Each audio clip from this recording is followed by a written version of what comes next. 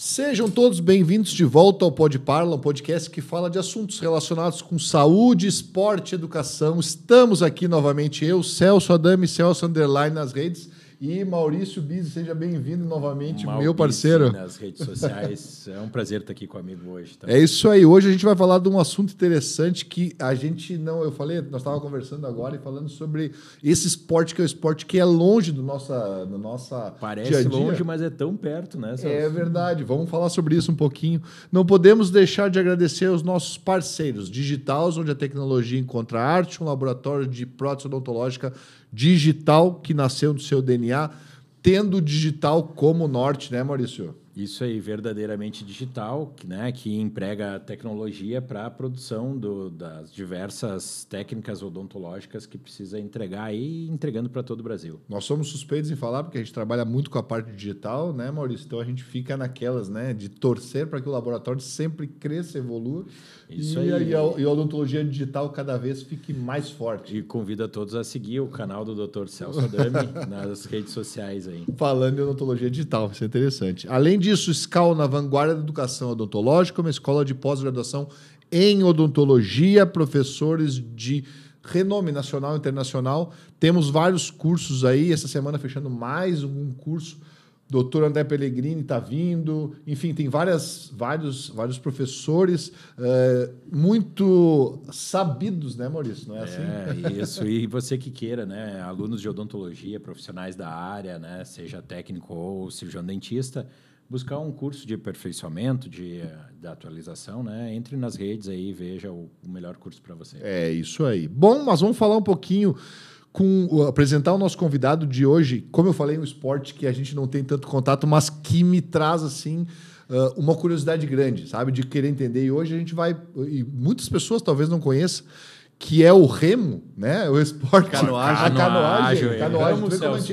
Mas ó, é interessante isso, porque a gente estava conversando antes de começar aqui e a gente tem muita dificuldade de entender as várias modalidades, né? A gente sabe que a gente tem muitas medalhas, né, olímpicas no esporte, e a gente tem uma dificuldade de entender e saber qual é a diferença, mas eu mesmo vou aprender bastante hoje sobre as diferenças do esporte. Seja bem-vindo, Álvaro Ako Kozlovski. Eu escutava muito quando eu era de time na minha infância, falava um baita atleta, né? E a gente estava conversando um pouquinho antes de começar, e que legal que tu pôde vir aqui conversar com a gente e explicar um pouquinho sobre isso. Seja bem-vindo. Muito obrigado. Obrigado por ter me convidado, né? Compartilhar informações, histórias, né? Que legal. Essa é um filó legal, né? Isso aí. Álvaro, conta um pouquinho a tua história, né? Porque tu já foi atleta, né? Uhum. E agora está na questão de gestão, mas queria entender aonde o Álvaro trilhou a sua história dentro da canoagem. Então, o Álvaro começou na canoagem em 1985. Um prefeito de Bento Gonçalves, Santa Teresa era um distrito de Bento Gonçalves, fazia parte do município de Bento Gonçalves, e foi construído um camping lá em Santa Teresa, e eu morava lá, na beira do rio. E aí esse camping ia ter uma inauguração, e aí o prefeito conseguiu fazer um evento de canoagem, era o segundo evento da Federação Gaúcha de Canoagem. Não existia Confederação Brasileira. A confederação só foi fundada em 88 e o evento foi em 85. Pois bem, eu era o legítimo perna de pau do futebol, então não tinha lugar nunca em nenhum time de futebol que fosse escalado. Eu era o último dos últimos a serem chamados, graças a Deus. Quase o Gandula. Eu era o Gandula, chamava quem tivesse ali, né? E aí teve essa competição, e a competição era uma competição de longa distância, que tinha um reconhecimento no dia anterior. E aí um pessoal de Encantado acabou deixando os barcos na casa da minha mãe, para não ter que levar e voltar com os barcos. E eu não dormia à noite, via aqueles barcos lá e disse, que essa coisa maravilhosa, né? Louco para pegar um barco e ir para o rio. E aí teve a competição, teve a inauguração do camping, e uma das pessoas deixou um barco lá porque não conseguiu levar, né? Deixou em Santa Teresa. Só que era um cara de Bento Gonçalves que passou lá uns 15 dias depois. Durante a semana, aquele barco lá, eu e um amigo meu disse, não, nós vamos andar com esse barco. E aí pegamos o barco, adaptamos um remo e fomos dar uma voltinha com o barco. Nunca mais parei. Começou ali, né, a minha relação com o esporte, com a modalidade, né? Dali fui para uma Olimpíada como atleta, em 92. Foi a primeira Olimpíada do Brasil na modalidade de canoagem e velocidade. E fui chefe de equipe de 2016 no Rio, com as 3 medalhas do Isaquias. Chefe de equipe de Tóquio, 2021, e 2024 também em Paris. Trabalho hoje com alto rendimento. E tem uma história aí já de 40 anos, né? Ligado ao esporte, viajei mundo inteiro, né? Já trabalhei com alto rendimento, trabalhei com iniciação, né? Enfim, coisas boas, coisas que o esporte traz, que é jogar as pessoas para cima. Que legal. Mas, Álvaro, assim, deixa eu entender, tu fala muito do barco, mas vocês chamam de barco ou é uma canoa? Barco, a gente chama de geral um barco, né? Mas existe dentro da canoagem, vamos lá, é importante para que as pessoas que estão nos ouvindo entendam. Dentro da canoagem existem várias modalidades, exatamente 7. Aqui o trabalho chama-se canoagem velocidade, que é uma piscina de 1.000 metros de comprimento dividida em 9 raias. Na Olimpíada são 8 e não 9. Em Campeonato Mundial, 9 e na Olimpíada, 8. Que é a velocidade, água parada. Quem chega antes ganha, né? No caso, o Isaquias está sempre, né? E aí existe o slalom, que é corredeira, que são balizas. As vermelhas você tem que contornar, as verdes desce, que também é olímpico, né? Desde 92, que entrou no programa olímpico. E existe a paracanoagem também, que é uma outra modalidade. E existem as não olímpicas, que é o rafting, que é o caiaque polo, é um jogo de futebol com caiaque, que é a oceânica, que anda em alto mar. Canoagem em onda, que é quase com as mesmas regras que o surf, que pega a onda com um barco especial. A maratona, que é a longa distância com caiaque, né? Então, existem várias modalidades de acordo com o tipo de barco, né? E na velocidade existe o caiaque, que é um barco que a gente senta e usa um remo que fica solto do barco e que você vai para frente, né? E existe a canoa, que é hoje que o Brasil é a referência mundial, né? Que é uma canoa, é um barco que você rema com um remo com uma pá só e fica ajoelhado no barco, né? Então, canoa e caiaque são 2 tipos de barcos, né, de canoagem, que é diferente que remo. O remo é uma modalidade, é uma outra modalidade que o remo fica preso no barco e você anda para trás, né, com um sistema de alavancas, né? E aí pode ter remo com uma pá e com 2 pás, com 2 pessoas, 4 pessoas ou 8 pessoas. Mas são modalidades diferentes. Remo e canoagem são modalidades diferentes. É que nem futebol e vôlei, né? Interessante. Bom, agora eu aprendi, né? Porque a gente não sabe, né, a diferença. E o remo também é olímpico. Também é olímpico. O remo é um dos precursores dos Jogos Olímpicos, né? Foi uma das modalidades que começou há muito tempo atrás no programa olímpico. Mas falando um pouquinho do Álvaro, né? Nesse início, poxa, tu foi um atleta de alto rendimento, foi para as Olimpíadas, né? Eu queria que tu falasse um pouquinho dos desafios do início, né? Poxa, tu fala que tu é aqui da região, começou com uma maneira, né, diferente um pouquinho no esporte, né? Queria que tu contasse um pouquinho mais os desafios de de como era e como de repente é hoje para iniciar no esporte. Quando eu comecei a remar, não existia confederação, né? Então nós não sabíamos o que era e não tinha internet, né? Não existia, né? Você tinha que remar e fazer força. E descobrir. E descobrir o que você ia fazer, né? Você tinha que inventar a solução. Você não tinha acesso às coisas, né? E imaginava algumas coisas. Então, era um mundo totalmente diferente. Quando eu fui para a Olimpíada, eu não sabia onde que eu estava indo, cara. Sinceramente. Quando eu cheguei lá, pensei que eu estava na Lua. Né? Não, é verdade. E eu fui na época do Dream Team, e encontrei lá um monte de gente, tirei foto com o Michael Jordan. Barcelona, foi? Barcelona. E, enfim, estava num mundo que a gente não... Né, o barco que eu usei lá na Olimpíada para competir, o barco que eu nunca tinha remado na minha vida. Foi a primeira vez que eu remei com um barco de alto rendimento, foi lá. Então, isso era disponibilizado por eles? Pela organização. E a gente não tinha aqui no Brasil, porque a modalidade estava começando. Literalmente estava começando. A gente aprendeu. Até vou contar um case... que quando a gente comprou o primeiro K1, o K1 é o barco que eu usava, eu era atleta de caiaque e não de canoa como o Isaquias era. Era um barco que sentado com um remo com 2 pás.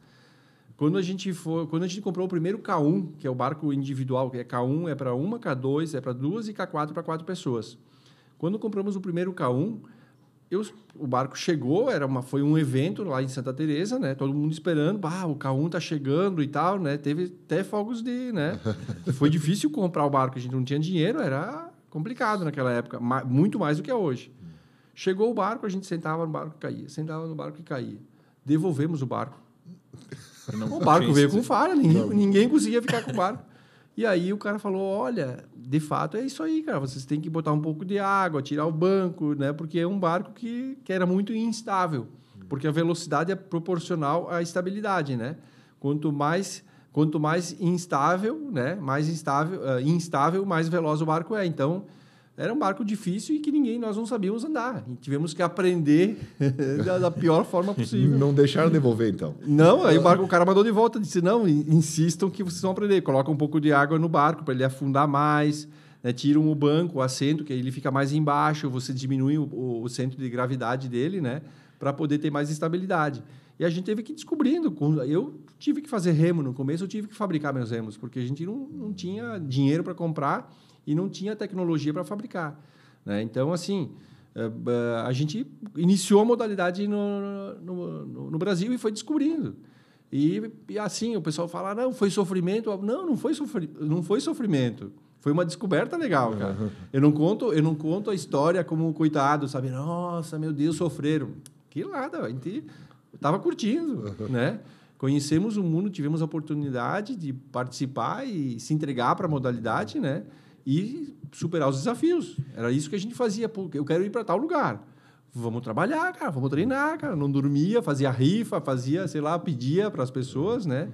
E deu certo. E como é que era a rotina de treinamento? Poxa, para ti tem que ter imagino eu tinha que ter uma seletiva, né, para ir para as Olimpíadas. Como é que já que tinha essas dificuldades, como é que vocês treinavam? Era muita força, era muita técnica, porque eu fico imaginando, poxa, tu desenvolveu o esporte no Brasil, né? Ou iniciou algumas modalidades, se envolveu em outras, mas como é que vocês treinavam, né? Já que de repente tinha essas dificuldades. A gente não tinha método de treinamento. A gente ia e remava até cansar. Quando cansava, parava. Aí de tarde fazia a mesma coisa.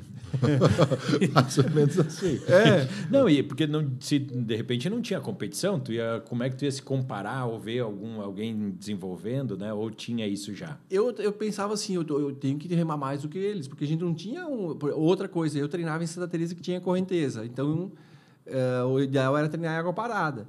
Eu treinava pensando, pô, o meu adversário está treinando mais do que eu tenho que ir mais do que ele. Porque eu sabia que eu tinha a seletiva para ir para a Olimpíada de Barcelona e aconteceu na raia da USP em São Paulo. Fui de caminhão, de carona, lá com um caminhoneiro para poder participar. Eu não tinha dinheiro, fui, né, me organizei e consegui, porque eu tinha que saber que tinha que ganhar. E na minha cabeça eu tinha que superar os outros. Eu tinha que ser melhor do que os caras que eu nem sabia quem que era.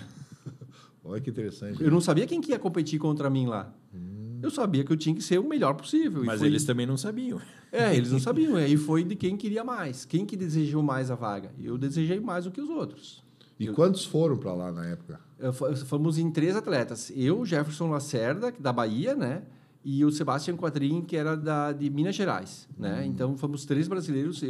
Aí eu fiz dupla com o Jefferson Lacerda no K2. Eu competi K2 500 e K2 1000. Eu competi em 2 provas na Olimpíada de Barcelona. Aí tu competiu nas duas no K2? No K2 com o Jefferson Lacerda. E tinha alguém que fez o K1 também? Foi o Sebastian Quadrin. Ai, que legal.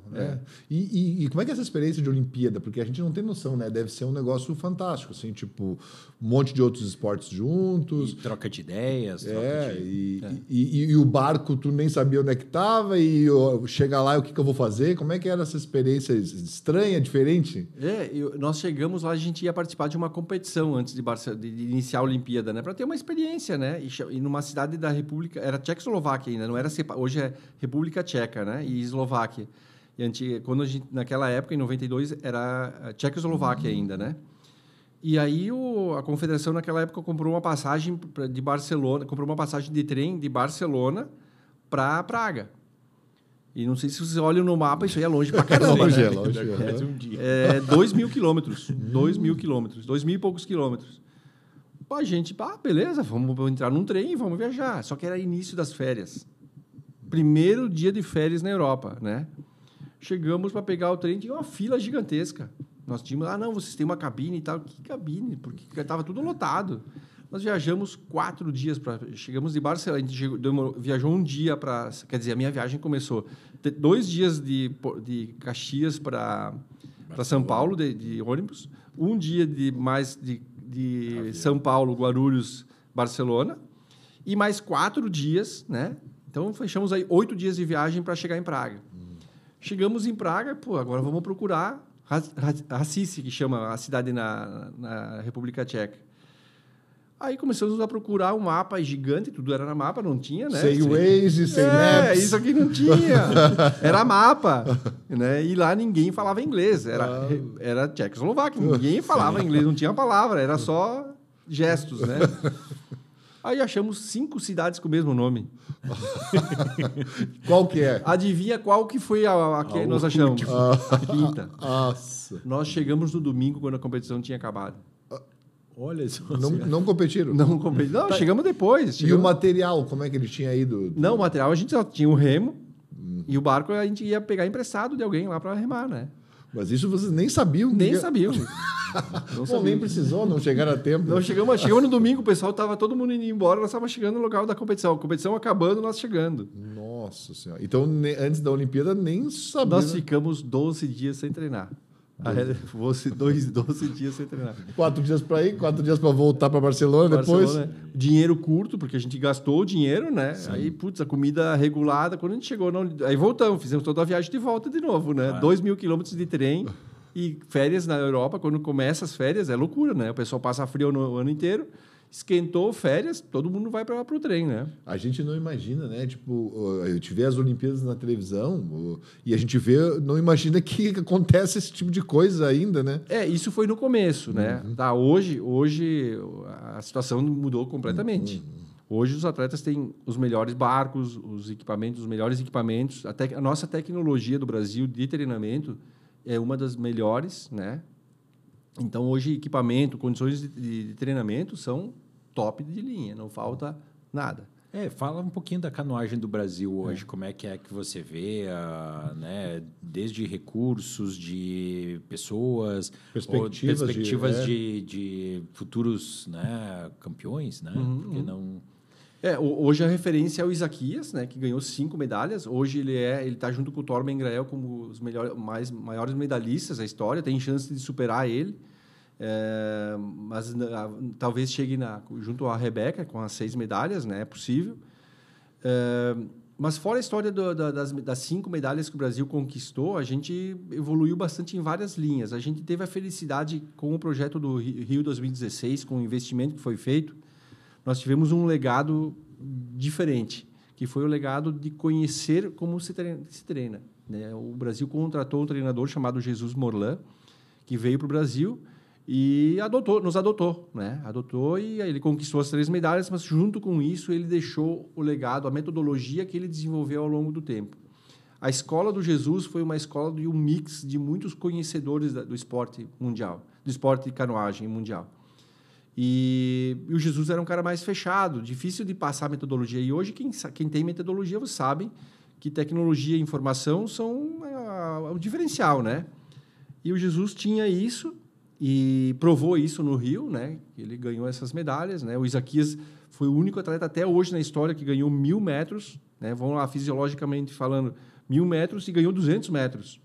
Nenhum atleta do mundo fez isso. E o Jesus fez isso com o Isaquias no Rio em 2016. Seria ganhar os 100 metros e os 5.000 na corrida. Quase 5, mais ou menos isso aí. 1.500. Exatamente. 200 provas de fundo e uma prova extremamente rápida. Né? Inclusive, quando a gente escreveu ele nos 200, o pessoal nos chamou de louco, só que ele foi lá e...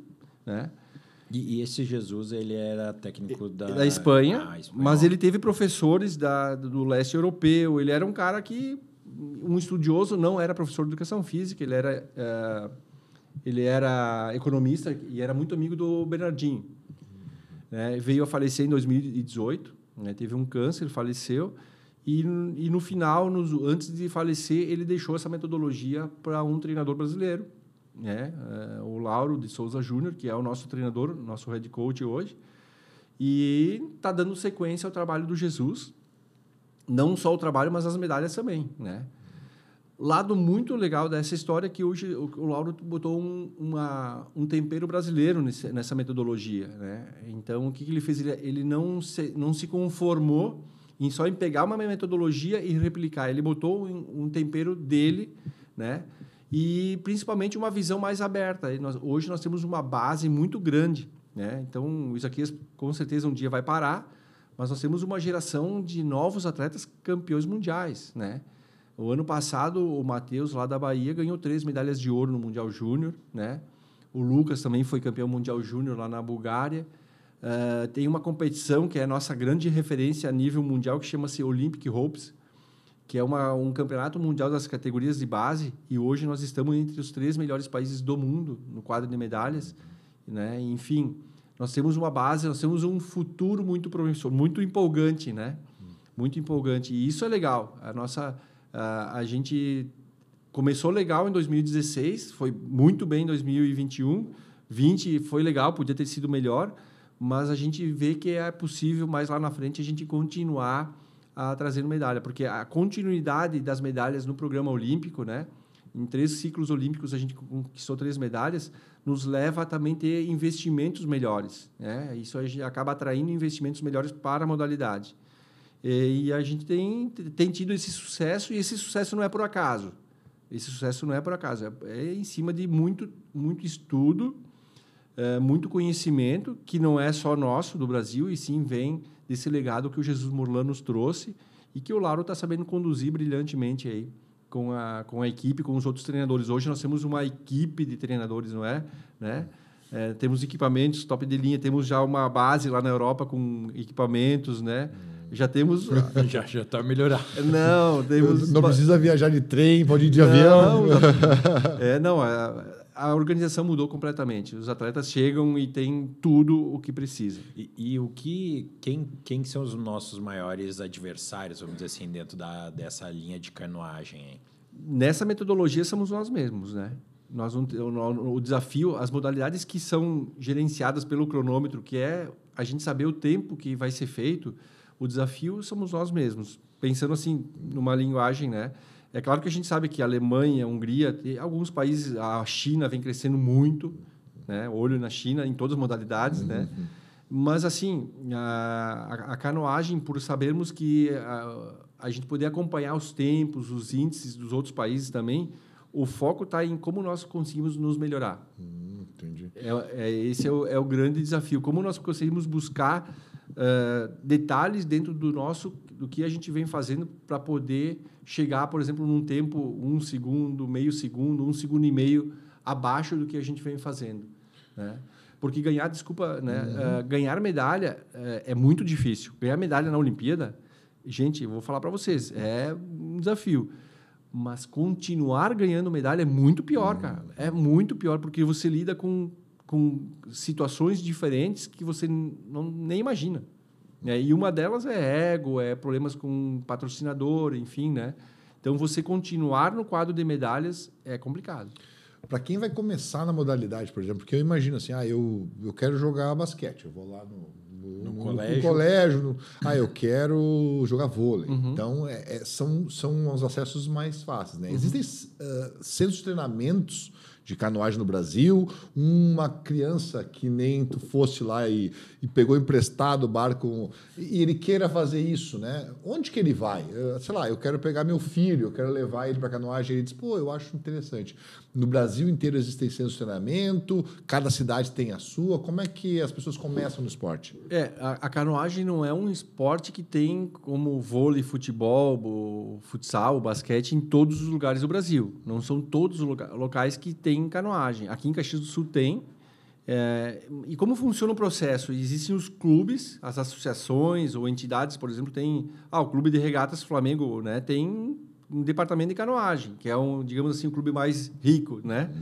O Praia Clube, o Botafogo tem departamentos de canoagem, mas tem as associações como tem lá em Santa Teresa até hoje. Aí esses atletas vão nesses clubes, por exemplo, aqui em Caxias tem também, e vão treinar no clube. E aí vão participar de um evento nacional que a gente tem, que nós analisamos como olheiros e vemos os atletas que se destacam, e daí a gente pega os atletas e levam para as equipes nacionais permanentes, que nada mais é que um centro de treinamento das categorias de base, né? Então, a gente analisa os resultados do campeonato nacional. Quando eu falo resultado, não é ganhar, né? Nosso diferencial é assim, tem muitas categorias que o Brasil, por exemplo, na minha época, o caiaque era muito superior à canoa. Hoje o caiaque não tem medalha, né? E não tem nem final em Jogos Olímpicos, porque a canoa está acima. Então, o que a gente analisa hoje não é só colocação, a gente analisa colocação em relação a tempo, né? Porque não existe recorde na canoagem, porque o vento, a direção e a intensidade do vento influencia muito. Cada pista pode ter influência, né? Então, a gente analisa isso e convoca esses atletas para as equipes nacionais permanentes. A gente tem uma base em Primavera do Leste, nós temos uma grande base principal em Minas Gerais, numa cidade chamada Lagoa Santa, né, que fica perto aí do aeroporto de Confins. E nesses locais nós temos 7 treinadores que recebem esses atletas, meninos e meninas, né, para poder ir melhorando eles, entendendo como vai funcionando, né? Hoje temos 32 atletas concentrados com alimentação personalizada, com barcos, equipamentos, recebendo, né, com todo o acompanhamento diário, estuda de noite e treina de manhã e de tarde. Então, todos esses atletas recebem. Da onde começa lá no clube, na associação, no departamento, vai para um campeonato, são 2 tipos de campeonato, Copa Brasil e Campeonato Brasileiro. A gente tem uma equipe que só fica lá visualizando os resultados, olhando os vídeos, porque todas as nossas provas nacionais são filmadas, né? Então, muitas vezes, de vez em quando escapa alguma coisa na competição, não, está tudo filmado, tem alguém lá olhando, não, esse atleta é diferente. Já aconteceu de atletas que não ganham brasileiro a gente chamar também. O pessoal diz, mas por que foi? Porque o treinador, o campeonato nacional, a Copa Brasil, ele é um momento de estresse. E tem meninos que talvez a gente não sabe a história de como eles chegaram nessas provas nacionais. E aí a gente olha também o comportamento do tipo de remada deles lá. Então, é feita uma análise mais minuciosa sobre esse entendimento.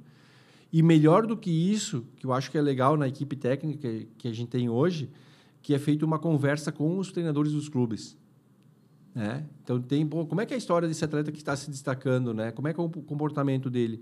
Porque, assim, chegar numa Olimpíada, chegar numa medalha olímpica como o Isaquias chegou, não é só saber remar. Entendeu? Não é só, né? É você ter condições de suportar as adversidades emocionais que tem hoje para chegar numa medalha, que é muita coisa. E tem isso, essa leitura é importante ser feita também.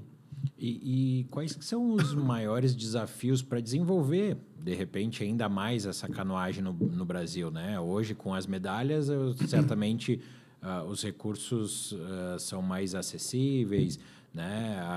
Abriu-se diferentes campeonatos, diferentes do que era no passado, tem, de repente, interação, tem essa conversa, tem os técnicos, né, que vieram no passado e deixaram o seu legado, mas como é que a gente pode desenvolver mais a canoagem no Brasil, incentivar novos atletas, incentivar a gurizada a, de repente, entrar na canoagem, né? Porque o Isaquias acaba sendo uma referência, acho que para todo mundo, né? Esses atletas que estão lá certamente se espelham em algum momento, tá ganhando medalha, tá, né, galgando novas conquistas, né? Mas como que a gente pode desenvolver ainda mais o esporte aqui no Brasil? É uma constante busca por sair da zona de conforto. Você tem que estar constantemente buscando novas perspectivas. Nós abrimos perspectivas na canoa feminina. Nós temos umas meninas que estão lá no radar, assim, que estão treinando lá diferente, que pode nos trazer alguma alegria em 2028, já em Los Angeles, né? E diria que em 2032, muito provável que a gente esteja no pódio com a canoa feminina. Também. E isso, velocidade e slalom? Velocidade. Não, tudo que eu estou falando é sempre de velocidade, né? Tá. Até dentro da própria confederação, eu tenho um colega que trabalha, né, faz a minha função só que no slalom. Eu só trabalho com velocidade, né? Então, porque só para vocês entenderem, o atleta da velocidade é muito diferente, o barco... Sim, é como o vôlei de praia e o vôlei indoor, de quadra. É diferente. Bola diferente, rede diferente, altura, é outra história. Né? E aí, então, existem pessoas com conhecimento, com investimento diferente, né, em cada modalidade. E o Isaquias, uma hora vai parar. Ele vai para mais alguma Olimpíada? Essa Olimpíada ele vai mais alguma outra? Ele vai para Los Angeles e aí, provavelmente, ele para. Né? E ele está empolgado, tá com, como diz o ditado, com sangue nos olhos. Tá querendo Los Angeles, né? Eu acho que a prova de Paris deixou para nós foi bom, porque uma medalha de prata é uma boa medalha. Não é qualquer medalha, qualquer cor é legal. E ele tinha chance de ganhar, na minha opinião, ele poderia ter ganho, né, em Paris. E a prata deu um gostinho de querer mais para ele ir até Los Angeles. E outra que ele tem provavelmente um novo parceiro no C2, que está indo muito bem. A gente vai começar a testar esse C2 esse ano em Milão, no Mundial de Milão, na Itália. E é um parceiro diferente também. Então, assim, perspectivas boas para o futuro, tanto no masculino quanto no feminino, né? Mas, mais do que isso, a gente está buscando abrir novos locais de desenvolvimento da canoagem, né? Nós estamos indo para o Amazonas, estamos indo para as populações indígenas, né? Porque o que a gente fez uma leitura que a maior parte dos nossos bons atletas vem de locais humildes, né? Com pessoas que estão querendo oportunidade. E a gente está buscando esses tipos de parceiro e esses locais para poder fazer isso, né? Então, os nossos melhores atletas hoje vêm do Nordeste, nós estamos desenvolvendo bastante lá no Norte também, não dizendo que o Sul e o Sudeste vão ser deixados de lado. A gente tem 2 centros de treinamentos regionais, a gente trabalha também com centros regionais, um está em Itacaré, na Bahia, e outro está na região de Piraju, na divisa do Paraná com São Paulo. E a gente está trabalhando com uma meninada também, colocando nesse radar, mas a gente está abrindo os horizontes. Precisamos de mais gente na água, né? E é isso que a gente vem fazendo parcerias com secretarias estaduais, né? Como é o caso do Amazonas, com universidades, né? Com prefeituras que queiram fazer isso, né? Fala um pouquinho, agora tu já começou a falar do teu trabalho lá na Confederação. Hoje, o que tu já não é mais... Quer dizer, sempre atleta, né? Mas não é um atleta olímpico mais, né? Porque se faltar alguém, né? Tamo lá. Acho que quem já foi vai ser sempre. Vai ser. Chega lá na hora, alguém não faltou, deu um probleminha, né? Então, tamo aí. Mas... Eu sou o Severino. Serve pra tudo. Se precisar, se isso aqui, você não quero remar, pô, daqui a canoa que eu venho. Vamos lá. Mas fora esse almejar ser atleta substituto, qual que é o teu trabalho lá na Confederação? O que tu faz exatamente lá? Então, eu tenho 2 funções. Eu sou supervisor da modalidade e sou gerente de alto rendimento. Então, eu trabalho desde a iniciação até o alto rendimento com Isaquias, por exemplo. Né? Trabalho tanto as provas dos campeonatos mundiais quanto os Jogos Olímpicos, Jogos Pan-Americanos e Jogos Sul-Americanos. Mas aqui, o que é legal do legado que nós temos hoje, que foi construído da época do Jesus também? Estatutariamente, foram organizadas algumas mudanças, né, no regulamento da Confederação Brasileira de Canoagem, onde nós temos um comitê de canoagem e velocidade, que é um conjunto de pessoas que anualmente se sentam e discutem como vai ser desenvolvida a modalidade. Esse comitê é formado por um representante dos atletas, um representante das entidades que fazem parte da canoagem e velocidade, 2 membros que são de notório conhecimento da canoagem e velocidade, que são escolhidos por mim e pelo presidente da confederação, e eu. Um grupo de 5 pessoas que a gente discute e escreve as regras que estão lá, canoagem.org.br, entra lá modalidades, canoagem e velocidade, e estão todas elas descritas ali. É bastante coisa, é uma leitura que leva algum tempo, né? Uma leitura bastante técnica, mas ali está descrito o caminho. Desde os protocolos de segurança que têm que ser utilizados, até quanto que vai ganhar cada atleta se ganhar medalha. Nós temos, como eu falei antes, não temos hoje índices na canoagem de velocidade, mas a gente tem parâmetros nacionais de desempenho, que são tempos que os atletas têm que se nortear para poder chegar aí para uma competição internacional. Então, a gente conseguiu descrever ali, pessoal, um mapa de como chegar nas medalhas. Por quê? Porque a gente já sabe, a gente já tem um resultado de 2016, já tem um resultado de 2021, já tem um resultado de 2024. Nós conhecemos o caminho.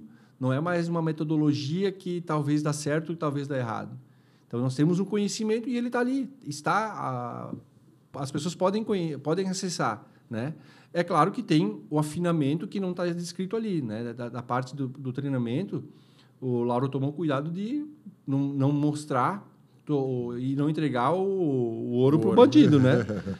Então, o afinamento de como fazer o treinamento não está ali, mas a metodologia, de uma forma geral, está para que os atletas, os treinadores tenham acesso a isso. E essa organização é legal porque não fica uma coisa fechada, fica uma coisa aberta para que qualquer pessoa possa entender e pode se dedicar. Como vai funcionar o processo da canoagem de velocidade? Eu tenho muito orgulho de ter feito parte de um time, que não é uma coisa de uma pessoa, não é o Álvaro. Eu não posso bater, não, mas o Álvaro que é o responsável. Não, eu sou uma das pessoas que fazem parte de uma equipe. Isso que é legal. Eu sou uma das pessoas que fazem parte da equipe, que eu tenho muito orgulho de fazer parte dessa equipe, que desenvolveu um caminho que é vitorioso e que tem perspectivas de continuar sendo vitorioso. E para os atletas de alto rendimento, sim, né? Que tu fala que aquele detalhe é o que ganha a medalha, né? Como é que é trabalhar com esse atleta? Porque ele tem uma cabeça, de repente, nem é tanto a técnica, né? Porque todo mundo que chega numa Olimpíada tem lá dentro do seu país tem ele se destaca, né? Muitas vezes é um psicológico, é o dia, é o momento, né? E essa pessoa deve ser uma pessoa diferenciada, né? Como é que é trabalhar com um atleta de alto rendimento? Então, não é simples, porque um atleta de alto rendimento, por exemplo, no nível do Isaquias, não é uma pessoa que pensa como nós. Ele pensa diferente porque ele tem comportamentos diferentes, né?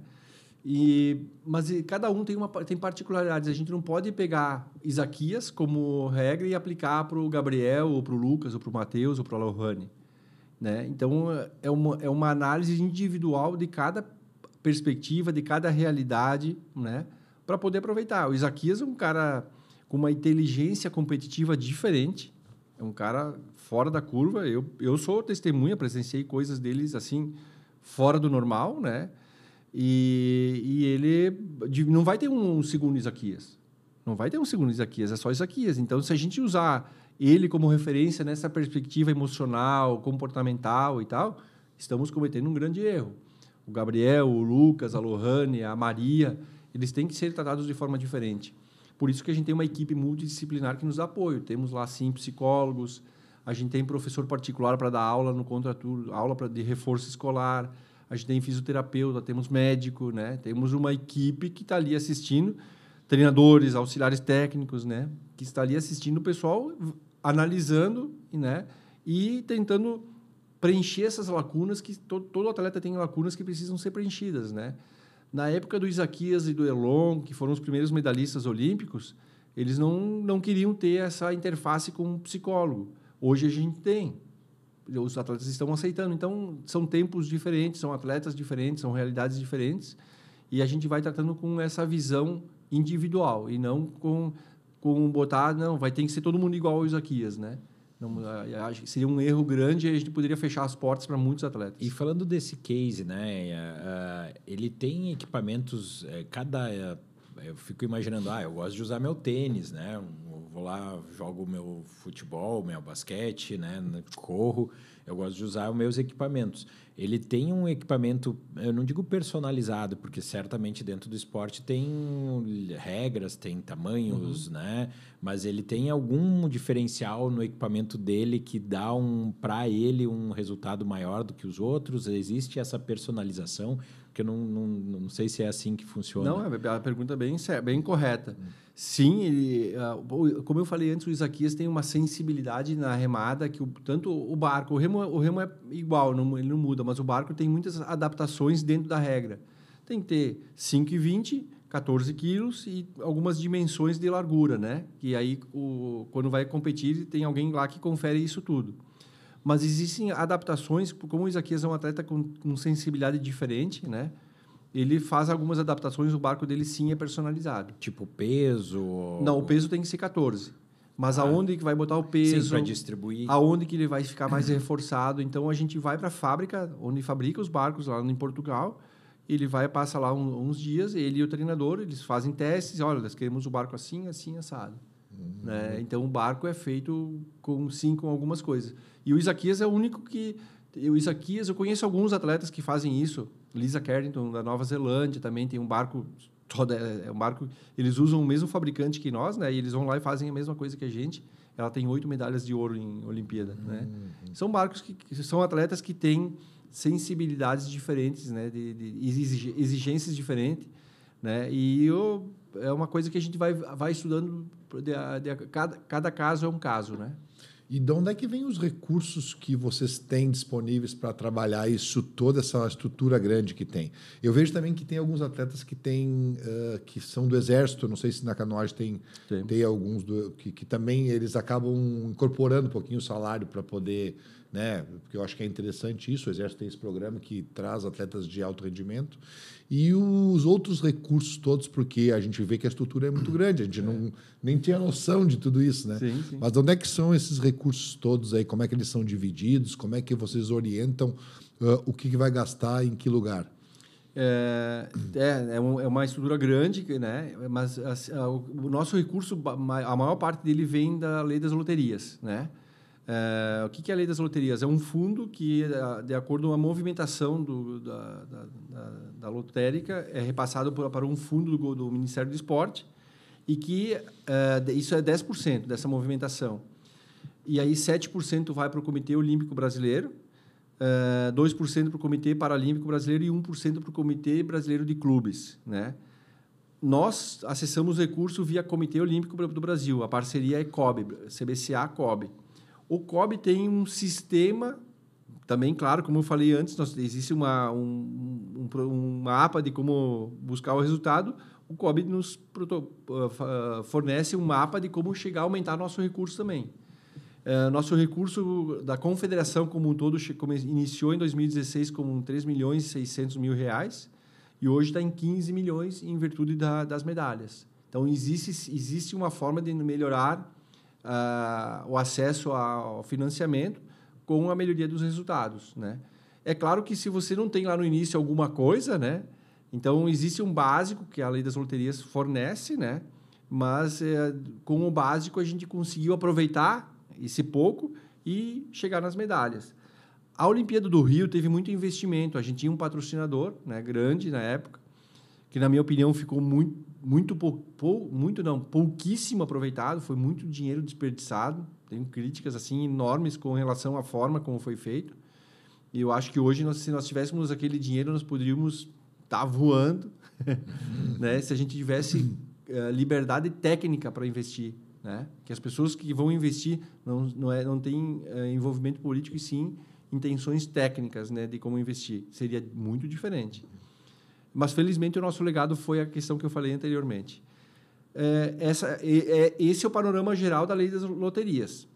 Os atletas eles podem, sim, receber temos atletas da Marinha, no Exército, não temos na Aeronáutica, Marinha e Exército, que ajuda diretamente o atleta. Os atletas que estão concentrados ganham um bolsa auxílio, todos eles, além de ter casa, comida e todas as despesas pagas, têm uma bolsa auxílio, né? É um valor considerável, mas que ajuda eles no dia para ajudar a família. Tem alguns que são casados e pagam as despesas. O governo federal tem um programa chamado Bolsa Atleta e Bolsa Pódio, né, que varia de acordo com o resultado também, que inicia ali de R$ 1.800 e pode chegar a R$ 18.000 por mês. O COB também tem um programa de bolsas que alguns atletas nossos recebem, né? E nós temos também tem os clubes que eu falei anteriormente, né? Alguns clubes também pagam, o Flamengo paga para os atletas, Praia Clube paga, Botafogo paga, né? Então tu tem ali os atletas já estão com 4 fontes de renda que eu falei, né? E tem a quinta renda que são os patrocinadores. O Isaquias, por exemplo, tem Banco do Brasil, Praticagem, Petrobras, né? Não lembro se ele tem mais alguma coisa, mas enfim, tem um patrocinador privado também que acaba ajudando eles no dia a dia. Então, tem várias formas de ajudar os atletas, né? Hoje, a confederação não tem um patrocinador, mas tem a Lei das Loterias, em parceria com o COB, que possibilita que a gente mantenha essa estrutura toda. Mas essa estrutura, esses recursos é para toda a confederação, então é estimular o esporte, manter eu vou falar CT, né? Não sei CT, se sim, centro de treinamento e também fazer todas as atividades, né, no Brasil inteiro, assim como tu estava falando que tem projeto no Norte, no Nordeste, mas deve ter de repente algum campeonato extra no Sul, no Centro, no Sudeste, afinal. né, que tem que demandar esses recursos também, né? É por aí. Mas aí os clubes têm que buscar seu financiamento. Por exemplo, tem um clube aqui em Caxias que busca a forma de sobreviver. Eles têm que buscar aqui na prefeitura, na rede aqui do município, né? E aí existem as federações estaduais, que têm os campeonatos estaduais. O Rio Grande do Sul tem campeonatos estaduais. Tem vários estados que têm também isso, né? Então, cada estado se organiza. Então, tem os campeonatos estaduais e tem competições, até alguns que têm campeonatos municipais, campeonatos estaduais e as competições nacionais e as internacionais. A confederação ela se envolve em organizar as competições nacionais e cuidar nós chamamos o CT, a Equipe Nacional Permanente, né? A gente banca as competições e as equipes nacionais permanentes e as viagens internacionais. Então, né, a gente financia uma parte do sistema. E também dá alguns apoios. Por exemplo, precisa dar um curso, precisamos uma federação ou um clube quer fazer um projeto. A confederação dá esse suporte para o clube ter ali como é que faz um projeto para a lei de incentivo, né? A gente dá esse norte também. No caso, por exemplo, o Amazonas agora que está reiniciando, a gente vai para lá para fazer curso, dar aula um curso na universidade, conversa com a Secretaria Estadual de Esportes para tentar abrir novas perspectivas.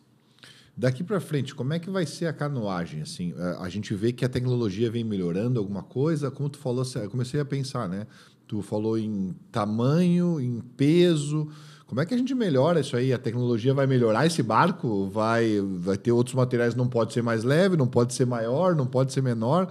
Como é que talvez a acessibilidade do atleta faça tu ter uma melhora, mas a tecnologia faz isso melhorar? E como que vai daqui para frente esse esporte? Porque a gente vê lá, canoas antigas pareciam um toco de árvore, assim, vamos pensar assim. E hoje elas foram evoluindo e chegaram até o máximo que elas podem evoluir, ou a gente tem coisas para melhorar ainda? Sempre tem coisas para melhorar. É um estudo constante. A pergunta é excelente. É um estudo constante porque a gente está sempre buscando variáveis que têm que ser aperfeiçoadas. Porque se a gente vai para a Olimpíada com o mesmo tempo, com a mesma metodologia que foi de Los Angeles, que fez em Paris, vamos com certeza ficar fora do pódio. Então, hoje nós temos, por exemplo, eu não citei antes, temos um massagista específico que trabalha com os atletas, né? Que é fundamental, são coisas que fazem diferença. Nós temos hoje um analista de dados, a gente tem aparelhos que nós desenvolvemos, que vão nos barcos, que medem variáveis aí que só nós temos acesso. Então, a gente busca enxergar o que os outros não enxergam. Com equipamentos que a gente desenvolveu, né? Lá com o Franklin, que é o nosso analista de dados, né? E eles vão para as competições, vão para os treinos, a gente testa, avalia e você tem que buscar sempre algum diferencial, né? Então, a gente não pode ir para Los Angeles com as mesmas informações, com a mesma vontade que foi para Paris. Senão, a gente já sabe qual vai ser o resultado. Sim, as análises, imagino, de vídeos, né? Para melhorar um movimento. Tempo, movimento, às vezes no começo, no final, as diferenças que podem ter. Aí o Lauro, junto com o Franklin, aí, que é um profissional lá do Comitê Olímpico do Brasil, né? Ele desenvolveu um equipamento que vai no barco, né? Vai fixado no barco, que mede variações de velocidade, né? E inclusive, isso aí, as informações são altamente sigilosas, porque elas dão um feedback em real time para o treinador e até para ele poder fazer modificações muito importantes, né? Mas daí, vamos lá, quais seriam os aspectos daí? Tá, a canoa é tecnologia, né? Desenvolvimento, muda, troca, põe um pezinho aqui, um pezinho ali, imagino eu, seja isso. E quais são os fundamentos técnicos que tem um campeão né? Ele tem que dominar ali a resistência, a força, tem que dosar, é 1.000 metros, poxa, 1.000 metros é longe, não é, né? No final eu tenho que ter gás, eu tenho que ter pulmão, né? Tem que ter uma flexibilidade, puxar lá na frente, né? Tem que estar estruturado. Quais que são os fundamentos técnicos que tem que ter um atleta assim para chegar no nível de medalha? Qual que seria assim a proporção que tu imaginaria? Essa é uma ótima pergunta. O pessoal olha assim, o Isaquias é enorme, grande, forte, né? A melhor parte do Isaquias é a sensibilidade técnica, né? O atleta a qualidade, a habilidade de força e de resistência é muito trabalhar. Você trabalha isso no atleta, desenvolve mediante, né? Mas você ter um atleta que é sensível, que sabe como remar, como fazer, é fundamental. Isso é pouco ensinável. Pouco ensinável. Então, assim, se você... Isso é o meu ponto de vista, né? Nunca conversei em termos de porcentagem com o Lauro, o que ele acha mais, né? Mas se você tem um atleta que tem uma técnica e tem uma sensibilidade de como melhorar essa técnica e se aperfeiçoar, você trabalha a força, você trabalha a resistência, entendeu? Você consegue desenvolver essas outras capacidades, né? Então, no meu ponto de vista, 60% é a técnica. Se o cara tem uma boa técnica. As outras capacidades, elas são mais moldáveis, digamos assim, né? Meu ponto de vista sobre essa questão e sobre a canoagem, velocidade, né? Uhum. Então, tô sendo passando um filtro aí bem fino, né? Por exemplo, quando você vai ensinar você vai iniciar um atleta para remar a canoa, você dá o remo e a canoa para ele, você vai lá o lado que ele vai começar a remar é o lado que ele vai escolher para o resto da vida. E isso, se você, o treinador, influenciar qual lado que você vai fazer, você já está atrapalhando o cara. Porque é natural isso. E depois você não muda. Mesmo que o cara for destro, ele pode remar na esquerda? É uma coisa natural do atleta. Interessante. Coisas interessantes. Que nem no skate, assim, o cara e se você mudar essa natureza ali do atleta, porque, vamos dar um exemplo, o Gabriel, eu falei do C2, né? O Gabriel e o Isaquias estão remando muito bem no C2. Os dois remam do lado direito. Se o Gabriel fosse um atleta hoje, vou ser bem sincero aqui, vou falar aqui. Se o Gabriel fosse um atleta esquerdo e remasse como ele rema hoje, esquerdo, e o Isaquias sendo direito, né? Eu vendia todo o meu patrimônio e ia apostar na medalha de ouro em Los Angeles deles dois.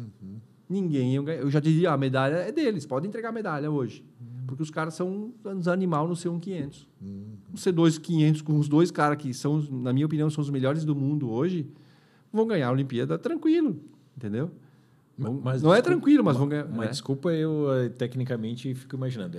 Existe uma raia, tu falou que tem 8 ou 9, dependendo da competição, e tu rema para frente numa linha. Isso, né? exatamente. Tu não pode trocar de raia. Não. Mas daí tu rema sempre de um lado. Eu fico imaginando. Um rema de um lado e outro do outro lado.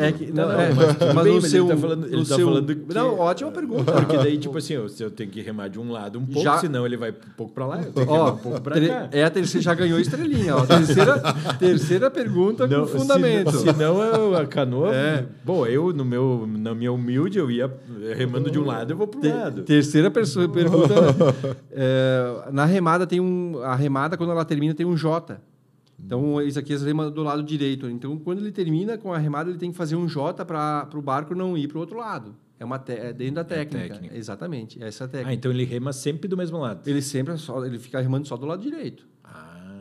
Olha aí, viu?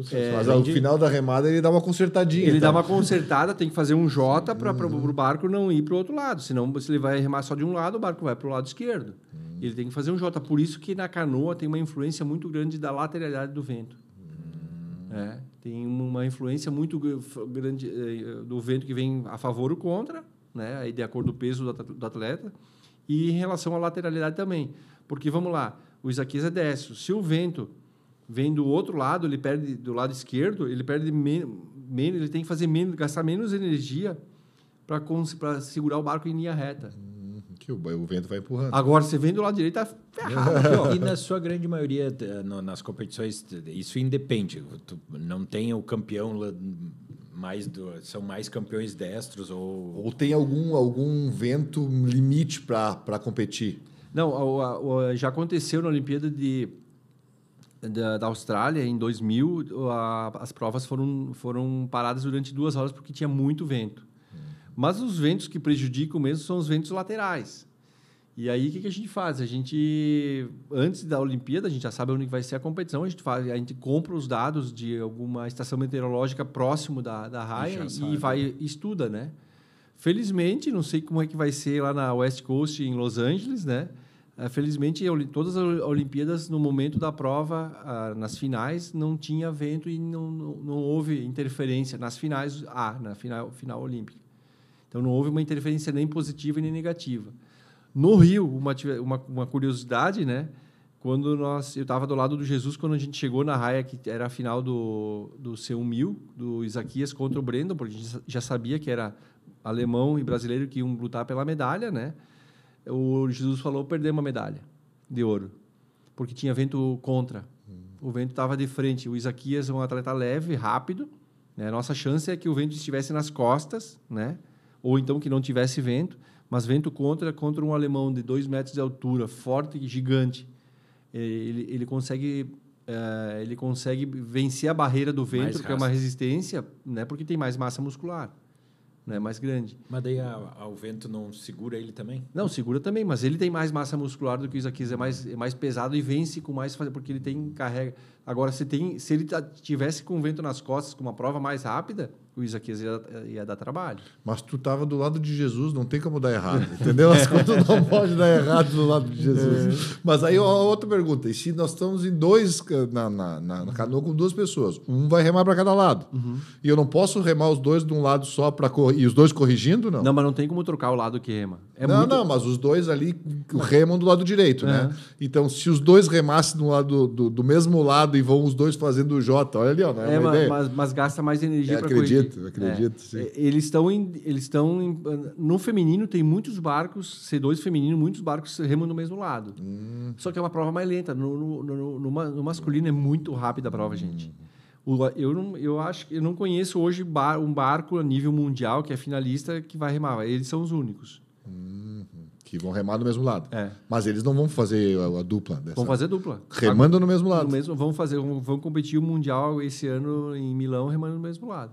Tu vê, única dupla mundial. Eu vou dar uma pesquisada. Eu acredito que seja a única dupla do mundo que vai ir para o Mundial remando no mesmo lado. A gente não se dá conta, né, desses pequenos detalhes que são interessantes, né? Não, eu fico imaginando que deve ter até já que tem que fazer um J, do lado que ele rema, a canoa deve ter algum tipo de adaptação para... Puta, mas é mais uma... Tu tá foda, cara. Eu acho que tu vai querer não, começar eu fico imaginando, né? Porque, não, para fazer o J tem que, querendo ou não, vai bater, mas... Mas dá para fazer alguma coisa na canoa, sim. Uma dá manobra. Dá para fazer uma canoa com alguma modificação que diminua esse prejuízo. É possível. Sim. Tá, só que a gente não sabe se isso dá certo ou dá errado ainda. Sim, tem que é uma possibilidade que você está falando. Sim, porque o arrasto tu faz ali e a água vai passar mais rápido. Quanto mais rápido, mais longe. Os 14 quilos da canoa não conta o peso do atleta. Tipo, se o atleta pode ser... Eu sempre acho que, por exemplo, a gente corre, né? Eu acho que as categorias deviam ser por peso, por exemplo, né? O cara corredor com mais de 90 quilos que nem eu tem muita desvantagem. Bastante. Mas aí o atleta com... Ali talvez o cara com uma massa muscular maior... Não adianta ser gordinho, né? O cara tem que ter a massa muscular. É melhor esse cara com uma massa muscular melhor ou o cara ser levinho para carregar menos peso? No remo é por peso. É por peso? Por peso, na canoagem não é. Tem algumas... O boxe é por peso, o remo é por peso. Interessante. Mas na canoagem não... Se tu é levinho, tu tem vantagem, mas tu tem menos massa. Mas a gente trabalha a questão de quantos quilos o atleta tem ideal para competir. A gente já sabe qual é o peso ideal que o atleta vai chegar para competir. Isso tudo também está dentro do planejamento. E Álvaro, agora vamos começar um pouquinho mais da tua história. Qual que é o momento mais emocionante assim que tu teve no esporte, né? Poxa, tu já foi para a Olimpíada, né? Teve todo esse drama, vamos dizer assim, né? De iniciar no esporte, é um momento diferente, né? Tu conheceu o mundo pela canoagem, né? Teve inúmeras Olimpíadas com medalha, né? Mas qual que é o teu momento que tu acha assim que aquilo ali me marcou ou, né, tem algo em especial, né?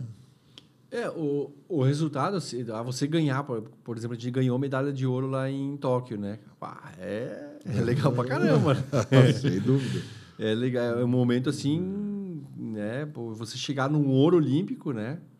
E o ouro olímpico chegou num momento difícil, porque tinha pandemia, o Lauro era uma dúvida, né? Todo mundo tinha, um guri novo, o Lauro é um piá, tem 38, 39 anos, né?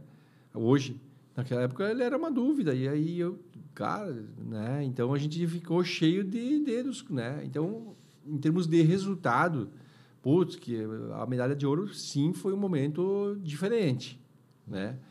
Mas eu acho que a trajetória é feita de muitos momentos, né? A gente teve momentos, assim, muito legais que marcam. Por exemplo, teve essa competição chamada Olympic Hopes aí, é uma competição que o pessoal tá mexendo com quem é o futuro, né? A gente vai para o Olympic Hopes e as pessoas olham. Eu já fui muito para aplaudir os outros países, né? E a gente vai para o Mundial Júnior, Mundial Sub-23 e o Olympic Hopes hoje. E, cara, as pessoas olham, nossa, olha o Brasil ali, né? Então, esses momentos com as categorias de base são legais pra caramba também, viu? É legal a medalha de ouro, sim, com o Isaquias estar ali junto com ele, com a equipe. Mas ver a base crescendo e outra, você vê que os outros países estão respeitando. Teve uma situação específica na Hungria, o ano passado, porque a Hungria tem muitas medalhas, né? Ela está abaixo um pouquinho da Alemanha, no quadro de medalhas a nível histórico, mas é um país que tem assim uma personalidade muito forte de ganhar, né? Lá é só cara foda mesmo para, né?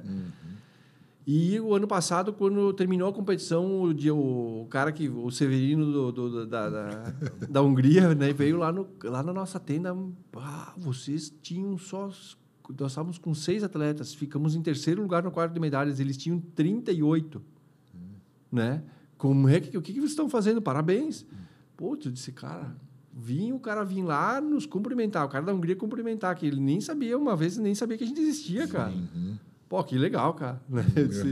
Eu me senti bastante animado, porque, pô, quem conhece de canoagem está vindo me cumprimentar, né? Está vindo parabenizar pelo trabalho da equipe. Volto a falar, porque tudo isso que a gente conquistou, eu vou falar... como você fez uma pergunta objetiva, a parte mais legal é de ver o entrosamento que nós temos com a equipe que trabalha. Isso é a parte mais legal do nosso trabalho. Pô, a confiança, né? Eu acho que esse é um ponto bacana, né? A nossa equipe é muito, muito unida, muito de confiança. Se a gente tem que montar uma tenda, a gente monta. Se tem que carregar barco embaixo de chuva, a gente vai, né? Não tem coisa ruim por fazer. A gente faz junto. Isso é um ponto bacana, que estimula, né? Estimula pra caramba. Sabe o que eu vou te confidenciar? Nas últimas Olimpíadas aí, a gente tava... Não me lembro bem aonde, mas eu lembro que nós estávamos, tipo, numa janta e tinha... Ia disparar... Disparar não é a palavra, né? Ia acontecer os 1.000 metros lá, e aí o Isaquias estava lá, e aí eu me lembro, assim, que todo mundo parou de comer, parou de beber, parou a música... todo mundo concentrado na televisão esperando acontecer, né? Então, eu acho que, para mim, um momento assim, que eu vejo essa evolução da canoagem, claro, não é a minha realidade, mas para o Brasil, imagino eu, a conquista de medalhas vivendo no Brasil do jeito que o esporte, muitas vezes, tirando o futebol, né, não é tão estimulado, né, e vendo uma modalidade ao longo do tempo conquistar medalhas, eu acho que, né, é uma coisa emocionante para mim, né? Então, eu queria só confidenciar isso contigo e eu acho que vocês estão super de parabéns. Trocando, esses dias eu estava comentando com a minha esposa, né, fazendo as devidas adequações, né, a Olimpíada é a competição máxima do esporte amador, né, no caso da canoagem e velocidade. Se eu fosse treinador, se eu fosse diretor técnico da CBF, né, seria 3 medalhas com 3 campeonatos, 3 medalhas, 3 Copas do Mundo consecutivas em 3 mundiais de futebol. Menos na final, né? A final, né? Então, assim, eu sinto que nossa equipe é vitoriosa por isso, né? E o mais legal é ver o futuro que tem ainda pela frente, né? Com essa meninada. A gente não falou um pouquinho das perspectivas para os Paralímpicos. A gente tem, eu não sei quanto a tua relação com a Paralimpíada, temos atletas com perspectivas de medalha, como é que vai ser para essa próxima Olimpíada, na Paralimpíada da canoagem? E outra, como é que muda alguma coisa o esporte para os Paralímpicos? Como é que é para nós entendermos isso? Sim. São provas diferentes, distâncias diferentes, barcos diferentes, né? Obviamente os atletas têm deficiências, né? Mas o Brasil ganhou de novo, foi bicampeão olímpico agora em Paris, com um rapaz lá o cowboy, que chamam, né? É uma figura diferente, aí pesquisem nas redes sociais, o cowboy da canoagem, é uma figura diferente. É muito engraçado ele, mas foi bicampeão olímpico, né? Nós temos... o Luiz foi vice-campeão olímpico, né? Pela segunda vez também. E tivemos mais uma medalha de prata na Paralimpíada também. Então, temos boas perspectivas de continuar no pódio em Los Angeles com a Paralimpíada, né? E eu acredito até com uma medalha a mais do que foi em Paris. Eu acho que tem boas perspectivas com a Paralimpíada. O pessoal manda ver também, mas é outro projeto, né? Usa a mesma raia que a gente compete, só que compete com distâncias diferentes, com barcos diferentes também, né? São adaptações diferentes. E para aquele jovem que quer iniciar, né, no esporte ou está aí escutando a gente, poxa, me empolguei, como é que ele faz? Qual que é o conselho que tu dá, né? Para onde começar?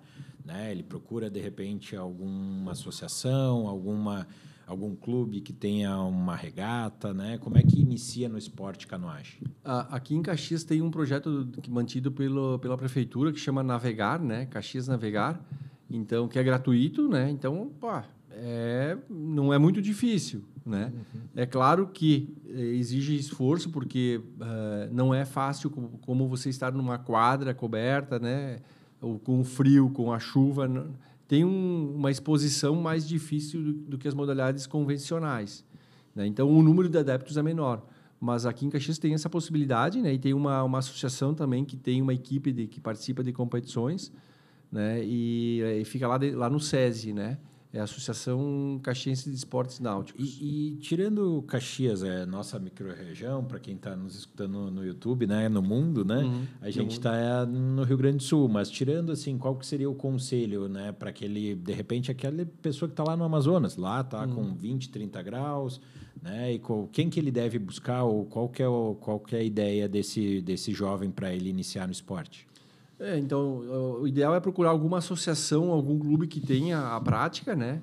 Alguns atletas até de vez em quando trocam de cidade para ir próximo de algum clube, né? Eu tenho a impressão, minha opinião pessoal, que o que faz a diferença no mundo hoje são as pessoas, né? Se você tem barco, tem uma raia, tem temperatura, tem tudo, mas tu não tem uma pessoa diferente que deseje o que quer, né? Não acontece. Então, se você tem o desejo, né? Você quer conhecer canoagem, é gratuito lá no Navegar, mas se você deseja, você tem que fazer muito mais por isso, né? E eu entendo que bons treinadores, bons atletas precisam desejar isso e buscar hoje é fácil você buscar os centros que existem, não só canoagem, remo, paracanoagem, né? E eu acho que o caminho vai ser esse. Se você quer, em Caxias tem esse lugar, você vai ter que pesquisar. Mas o que vai fazer a diferença é o quanto que você vai desejar aquilo. Almejar, né? Almejar aquilo. Vou fazer um adendo sobre a paracanoagem. O primeiro medalhista em mundial da paracanoagem foi um caxiense. Tião. Sebastião. O campeonato mundial 2008 no Canadá. Foi o primeiro ano que teve paracanoagem no programa da ICF, da Federação Internacional de Canoagem. Tião foi medalha de prata. Não foi para... Hoje, a paracanoagem cresceu, ele foi o primeiro, né, o mundial, né? Sebastião foi no primeiro mundial, ganhou prata. Hoje, claro, o nível cresceu bastante, mas foi um cara que abriu porteira também. É bom lembrar que um caxiense, Sebastião Abreu, né? Que legal. Que trabalhava aqui, que remava aqui no SESI. Bom, a gente vai chegando no nosso tempo, passa muito rápido, né? Tem um monte de perguntas, Teria né? muitas histórias, imagino. Mas a gente sempre gosta de fazer umas perguntas pessoais para os nossos convidados. Me diz uma coisa, tu tem alguma habilidade que tu gostaria de dominar que tu não tem? Não precisa ser no teu esporte. Isso, em qualquer área. Isso, qualquer área, uma habilidade assim, diferente que tu gostaria de ter. Eu gostaria no esporte, no mundo esportivo. Onde tu quiser, não precisa ser no esporte. Putz, boa pergunta, hein? Quero saber tocar violão. Uma habilidade. Entendi. Uma habilidade qualquer. Tem alguma? Cantar. Seria legal, né? Seria legal. Com a minha voz aqui não eu também desafinado. Desafinado, eu acho que é meio... E tu que deve ter conhecido o mundo, um lugar que tu gostaria de conhecer que tu não conhece ou que tu gostaria de voltar? Que te traga assim boas lembranças ou mesmo, gostaria de ir para tal lugar? Eu não fui ainda para Nova Zelândia, né? Tenho bastante interesse em conhecer a Nova Zelândia. Voltar para... E acho que vou voltar. Uma competição que a gente teve na Itália, nas Dolomitas, né? Lugar bonito pra caramba. Tu tem uma trajetória muito legal, assim, desde tu atleta, Olimpíada, passou por agora pela parte administrativa e, enfim, uma pessoa que vê a tua trajetória como um ser interessante e que queira fazer a mesma coisa, o que tu diria, assim, de conselho para um jovem ali que está começando, que queira ser atleta, depois queira... O que tu diria para ele? O que ele tem que fazer para ser um novo Álvaro, assim, sabe? Não se apequenar perto dos desafios. Tem que vencer os desafios. Não pode ser... Aconteceu tal coisa aqui, caiu um tijolo aqui na minha frente. Não dá. Todo dia vai ter muita coisa para você superar. Você não pode deixar nada disso ser um problema. Você tem que achar a solução. Você tem que ser um cara construtor de solução, né? Eu acho que assim... não, mas eu sou brasileiro, não tenho dinheiro. Gente, eu sou prova viva de que dinheiro não resolve nada. Muitas vezes até atrapalha, né? A vontade de você, quanto você deseja, quanto você quer superar, quando você deseja superar tal dificuldade, é o que faz a diferença na vida da nossa vida, né? Eu sou muito feliz por ter conquistado esses resultados na canoagem e vejo que isso é um diferencial na minha vida, né? Não me apequenar perto dos problemas, dos desafios, né? Aliás, eles que nos fazem ser grandes, né? E como é que o Álvaro Kozlovsky se vê daqui a 10 anos? Eu gosto de fazer atividade física, né? Eu sou um cara que investe muito na saúde, me alimento bem, né? Gosto de estar em paz, né? Eu vejo que hoje eu administro muito melhor as emoções em relação até ao momento das competições, né? Então, eu gosto de me ver com saúde, até para poder motivar outras pessoas, né, a terem saúde também, né? Me vejo, continuo daqui a 10 anos na canoagem, né? Não me vejo velho, nunca me senti velho, né? Por mais que tenha 40 anos de canoagem, não me sinto velho, me sinto empolgado, né? Quando tem um projeto novo, perspectivas novas. Eu falo em Olimpíada de 32. É isso aí. Eu falo de Olimpíada de 32. A gente está querendo que tu volte depois da Olimpíada para falar e contar a história de uma nova medalha, de um novo atleta, de uma nova perspectiva. Novas perspectivas. É isso aí. Bom, a gente quer te agradecer muito pela essa conversa, né, Marcelo? Acho que foi muito legal, esclarecedor, coisas que eu achei interessante que a gente nem imaginava acontecer. Ver um cara que nem tu, legal, assim, poder contar essas histórias assim, empolgado, feliz, ainda pensando, eu acho que dei o mesmo espírito que tinha desde de quando competia lá, jovem, tá aí querendo que outras pessoas peguem esse teu legado e continue. A gente vê isso em ti. Eu acho parabéns por tudo que tu nos passou aqui, pela conversa, pelo aprendizado. Queremos agradecer mesmo por isso aí, né, Maurício? Com certeza, a gente agradece a tua presença aqui no Pode Parla, Álvaro. Né? Queríamos, em outros momentos, que a gente volte a conversar, trocar mais ideias e entender mais as tuas histórias, que são fantásticas, mas a gente não pode deixar de falar dos nossos patrocinadores. Isso aí. A Digitals, onde a tecnologia encontra a arte, e a SCAL, na vanguarda da educação odontológica. A gente queria, mais uma vez, agradecer a tua presença, né? E te deixar à vontade aí para te dar as palavras finais aí. Eu agradeço a oportunidade, acho que as conversas são extremamente importantes, né? Parabenizar vocês pela iniciativa, né? Legal pra caramba contar não só a minha história, como outras histórias, né? Até porque a gente pode motivar alguma pessoa lá no Japão, né? Legal isso, né? Hoje a gente tá intergaláctico. Hoje, com o YouTube traduzindo simultaneamente, legendando, e logo daqui para frente eles vão começar pela inteligência artificial, até a nossa fala com na verdade, o movimento bucal de uma outra língua. Vai ter. Imagina que a gente está aí, né? A gente já isso vai ser logo. Mais de 70 entrevistas aqui que a gente fez num período de 1 ano e pouco aí.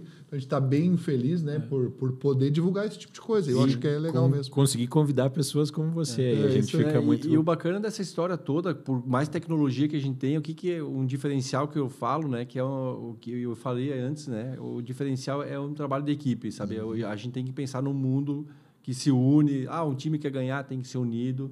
A gente tem que juntar esforços, né? Juntar qualidades, né? É importante, né? Eu falo isso muito na equipe. Juntar qualidades, ver o que cada um tem de bom para poder contribuir. E eu acho que isso é um diferencial e eu cito muito isso, né? E a gente não faz nada sozinho. O que a gente conquista é um grupo. O Isaquias ganhou, mas contou com muita gente. O time é enorme, né? E isso é um diferencial e eu fico bem contente de estar aqui com vocês e poder ter contado um pouquinho da... Legal. Bom, Álvaro, mais uma vez, né? Álvaro Kozlowski aqui no Pode Parla. A gente queria agradecer e pedir para você dar o seu joinha, curtir, compartilhar essa entrevista que foi, para mim, muito... assim, aprendi bastante, gostei bastante. E a gente está aí, né, na torcida para que a canoagem cresça, evolua sempre e que traga mais medalhas e mais alegrias para nós. E quem sabe algum atleta, algum dia aqui com a gente. Por que não, né? Por que não? Isso aí. Pessoal, obrigado e até a próxima. Valeu. Até mais.